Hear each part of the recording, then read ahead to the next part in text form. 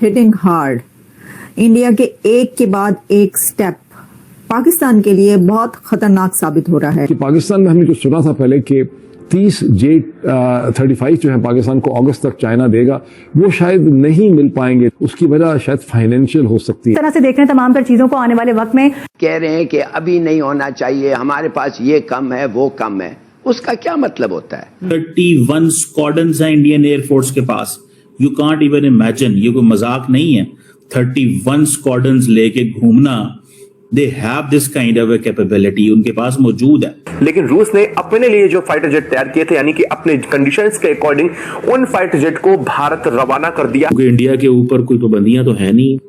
बहरहाल the question remains कि ये तो उनके पास वो कैपेबिलिटी है। तुम्हारे पास तो S-400 भी था, तुम्हारे पास तो राफेल भी था, तुम्हारे पास तो ड्रोन भी था। जब वो कुछ ना कर पाए तो तुम्हारी गोली क्या करेगी? अबे साले, तौबा तौबा तौबा तौबा तौबा तौबा। जो कुछ हमने मेरा ख्याल है किया है, बताया है, उसका असर शायद हो रहा है, जिसकी वजह से ये डिले आ रहा है और एक कंफ्यूजन लगती है दूसरी साइड। आज रशिया से इंडिया ने 5th जनरेशन के 5 एयरक्राफ्ट मंगवा लिया और इसकी सबसे बड़ी बात यह है कि इंडिया अपने मर्जी से मिसाइल की इंस्टॉलेशन इसके अंदर करवाएगा, अपने मर्जी के मिसाइल इसमें डालेगा। रशिया ने मॉडिफिकेशन करने की परमिशन दे दी है। के जो दुश्मन है हमारे, जो चाइना के साथ जो दुश्मन है, जो इसका CPAC को नहीं चलने देना चाह रही कुव्वतें, इंडिया जो है रॉ जो है उसकी मैक्सिमम इस वक्त कोशिश है कि किसी सूरत में पाकिस्तान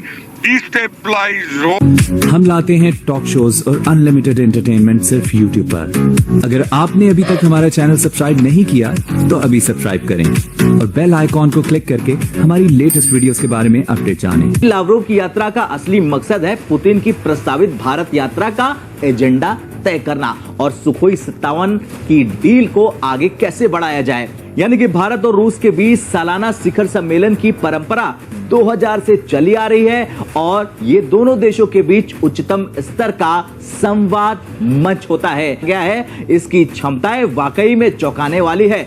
ये स्टेल्थ टेक्नोलॉजी, सुपर मैन्यूविलिटी और R-37M मिसाइल से लैस है, जिसकी रेंज है 400 किलोमीटर और मल्टी रोल क्षमता के साथ ये लैस है, यानी कि इसकी एयर सुपीरियरिटी, ग्राउंड अटैक काफी शानदार है। Recently conducted a successful test flight of its advanced Sukhoi 57M stealth fighter. आज रशिया से इंडिया ने 5th जनरेशन के 5 एयरक्राफ्ट मंगवा लिया और इसकी सबसे बड़ी बात यह है कि इंडिया अपने मर्जी से मिसाइल की इंस्टॉलेशन इसके अंदर करवाएगा, अपने मर्जी के मिसाइल इसमें डालेगा।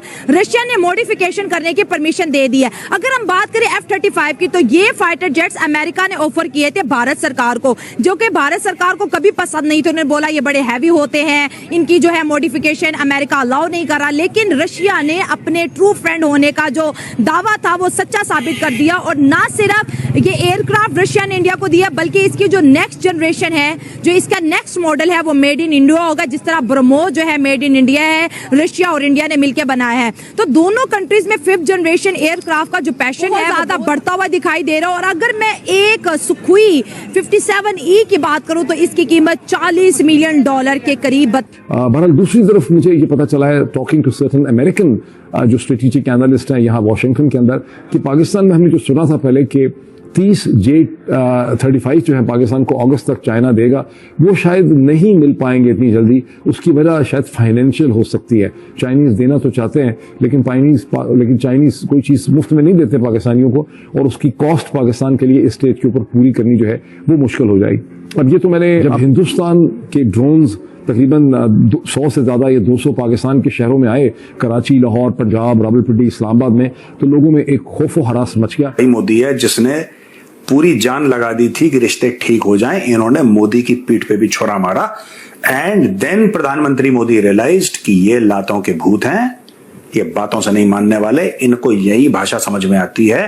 तो अब उसने बोला कि रोटी खाओ वरना मेरी गोली तो है। पाकिस्तान के यूथ को कहा है कि मैं तुम्हें मारूंगा, गोलियां मारूंगा पाकिस्तान के यूथ को। This is what is saying.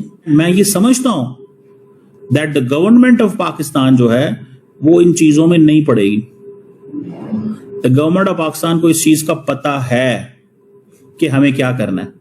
Government of Pakistan को इन चीजों को अंडरस्टैंड करती है कि हम ये अगर करेंगे, अगर हमने लड़ाइयां शुरू कर दी, माहौल हमने बनाना ये शुरू कर दिया, तो फिर तो गई बात। के अंतर्गत 5th जनरेशन फाइटर्स का जो प्रोटोटाइप है वो बनकर तैयार होगा और इसकी समय सीमा 2035 तक की रखी जा रही है। अब सवाल ये है कि भारत के पास अभी 5th जनरेशन फाइटर्स नहीं है, 2035 तक का समय लगेगा। जो इंडिजिनस प्रोग्राम की हम बात करें यानी कि AMCA की, और अभी जो रिक्वायरमेंट है वो कैसे पूरी होगी और ये कितना बड़ा अचीवमेंट है और क्या हम समय सीमा के अनुसार इस पर काम कर पाएंगे, सभी सवालों के साथ हम चर्चा करेंगे और चर्चा में हमारे साथ मौजूद हैं उमेश जी। बहुत बहुत स्वागत है आपका। जय हिंद, नमस्कार। जय सिया राम अंबर जी। जय सिया राम। उमेश जी, बड़ा अपडेट राजनाथ सिंह जी ने बताया है AMCA के हवाले से कि AMCA प्रोग्राम को आगे बढ़ाया जा रहा है और समय सीमा के अनुसार प्रोटोटाइप रेडी किया जाएगा 5th जनरेशन फाइटर्स का। किस तरह से आप इसको देख रहे हैं? देखिए अंबर जी, आपको मालूम है कि भारत के अंदर अभी जो सैंक्शन स्ट्रेंथ है जो एयरक्राफ्ट की, वो 42.5 स्क्वाड्रंस की, और आज की डेट में हमारे पास 29 स्क्वाड्रंस है, सबसे कम है आज की डेट में। बट हमें एक तरह से अब गवर्नमेंट को लग रहा है कि हमें फाइटर एयरक्राफ्ट की जरूरत है, क्योंकि ऑपरेशन सिंदूर जहां पे अगर हम कहीं पे अगर हमारी जो कमी थी, क्योंकि हमारे पास 5th जनरेशन फाइटर एयरक्राफ्ट नहीं थे और उसी के कारण हम वहां पे एक्सटेंसिव एयर रेड नहीं कर पा रहे थे। पाकिस्तान में जाके पाकिस्तान के टेरिटरी में क्यों नहीं कर पा रहे थे? क्योंकि 5th generation fighter aircraft generally radar से इनविजिबल होते हैं, इसके अंदर स्टेल्थ कैपेसिटी होती है, इसके लिए इनको इनविजिबल एयरक्राफ्ट बोला जाता है, इनके हीट सिग्नेचर कवर हो जाते हैं। अब भारत के पास जो रफाल है वो एक 4.5 जनरेशन फाइटर एयरक्राफ्ट है, ठीक है, और 5th जनरेशन फाइटर एयरक्राफ्ट में अब स्टेल्थ फैसिलिटी होने के अलावा इसका ये जो कनेक्शन होता है, जो इसकी थ्रेट एनालिसिस और जो डेटा सब कलेक्ट करता है, ये सारे मल्टीपल सोर्सेस से डेटा कलेक्ट करता है, थ्रेट एनालिसिस करता है, फिर उसके हिसाब से वेपन डिप्लॉयमेंट करता है। जैसे हमारा आकाश तीर है, ये नेटवर्क सेंट्रिक डिप्लॉयमेंट होता है, वैसा ही ये चीज होता है। इसके अंदर इसका एवियोनिक्स अच्छा रहता है, इसका कॉकपिट बढ़िया रहता है।